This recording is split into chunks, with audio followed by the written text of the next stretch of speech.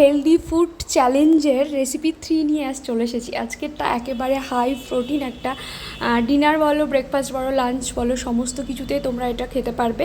তো এখানে স্পাউটস নিয়েছি আমি মুগ ডাল, আর এখানে ছিল ছোলা, অল্প একটুখানি নিয়েছি। তার মধ্যে দিয়ে দিলাম নুন আর 2টো কাঁচা লঙ্কা। তার মধ্যে আমি ওটসও দেবো। তার আগে আমি এখানে ব্ল্যাক পেপার দিয়ে নিলাম একটুখানি।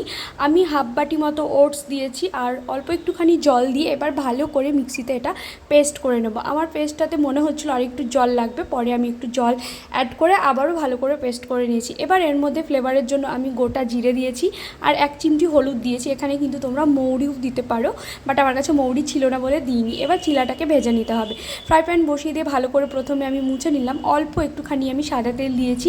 তারপরে ভালো করে গরম হয়ে আসলে এবার চিলাগুলো ভেজে নেবো।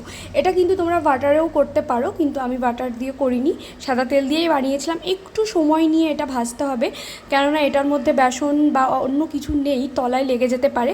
তাই অল্প অল্প আছে হালকা হালকা করে সেঁকে সেঁকে ভেজে নিতে হবে উল্টে পাল্টে। খুব বেশি কিন্তু সময় লাগে না এই চিলাটা বানাতে। তো আমি আজকে খেয়েছিলাম টক দই দিয়ে, সাথে নিয়েছিলাম শশা কোচানো। এটা তোমরা বাড়িতে বানানো যে কোনো চাটনি দিয়ে কিন্তু খেতে পারো, ভীষণ ভালো লাগবে। আজকের রেসিপিটা তোমাদের কেমন লাগলো অবশ্যই জানিও। আমি কিন্তু তোমাদের কাছ থেকে সেরম রেসপন্স পাচ্ছি না।